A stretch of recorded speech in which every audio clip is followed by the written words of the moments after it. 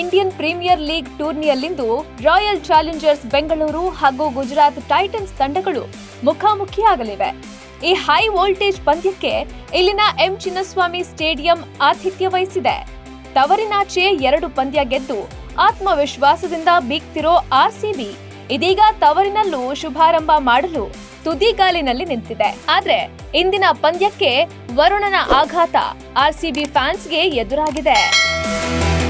IPL ಉದ್ಘಾಟನಾ ಪಂದ್ಯದಲ್ಲಿ ಹಾಲಿ ಚಾಂಪಿಯನ್ ಕೋಲ್ಕತ್ತಾ ನೈಟ್ ರೈಡರ್ಸ್ ತಂಡವನ್ನ ಅನಾಯಾಸವಾಗಿ ಮಣಿಸಿದ್ದ ರಜತ್ ಪಾಟೀದಾರ್ ಪಡೆ 17 ವರ್ಷಗಳ ಬಳಿಕ ಚೆಪಾಕ್ ಭದ್ರಕೋಟೆಯನ್ನ ಭೇದಿಸುವಲ್ಲಿ ಯಶಸ್ವಿಯಾಗಿತ್ತು.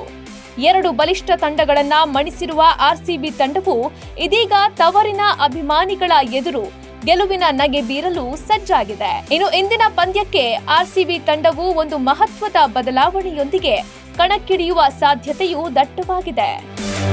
ರಾಯಲ್ ಚಾಲೆಂಜರ್ಸ್ ಬೆಂಗಳೂರು ತನ್ನ ತವರಿನಲ್ಲಿ ಮೊದಲ ಪಂದ್ಯವನ್ನ ಆಡ್ತಿದೆ. ಚಿನ್ನಸ್ವಾಮಿ ಮೈದಾನ ಬ್ಯಾಟರ್ ಹಾಗೂ ಸ್ಪಿನ್ನರ್ಗಳಿಗೆ ಅನುಕೂಲಕರವಾಗಿದೆ.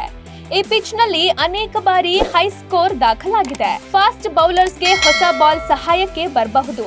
ಮಧ್ಯಮ ಓವರ್ಗಳಲ್ಲಿ ಸ್ಪಿನ್ನರ್ಗಳಿಗೆ ಅನುಕೂಲಕರವಾಗಿದೆ. ಮೈದಾನದ ಮೊದಲ ಇನ್ನಿಂಗ್ಸ್ನ ಸರಾಸರಿ ಸ್ಕೋರ್ 167. ಟಾಸ್ ಗೆದ್ದ ನಾಯಕ ಮೊದಲು ಬೌಲಿಂಗ್ ಆಯ್ಕೆ ಮಾಡಿಕೊಂಡ್ರೆ ಒಳ್ಳೆಯದು. ಇಂದು ಬೆಂಗಳೂರಿನಲ್ಲಿ ಮೋಡ ಕವಿದ ವಾತಾವರಣ ಸೃಷ್ಟಿಯಾಗಿದೆ. ಪಂದ್ಯಕ್ಕೆ ಮಳೆಯ ಆತಂಕ ಇಲ್ಲ. weather.com ಪ್ರಕಾರ ಪಂದ್ಯದ ವೇಳೆ ಗಾಳಿಯ ವೇಗ ಗಂಟೆಗೆ 14 ರಿಂದ 17 ಕಿಲೋಮೀಟರ್ ಇರಲಿದೆ. ತಾಪಮಾನವು 21 ಡಿಗ್ರಿ ಸೆಲ್ಸಿಯಸ್ನಿಂದ 32 ಡಿಗ್ರಿ ಸೆಲ್ಸಿಯಸ್ ವರೆಗೆ ಇರಲಿದೆ. ಒಂದ್ ವೇಳೆ ಮಳೆ ಬಂದು ಪಂದ್ಯ ಸ್ಥಗಿತವಾದ್ರೆ ನಂತರ ಏನು ಎಂಬ ಪ್ರಶ್ನೆಗೆ ಕಾದು ನೋಡಬೇಕಿದೆ. Bureau report, Boss TV Kannada.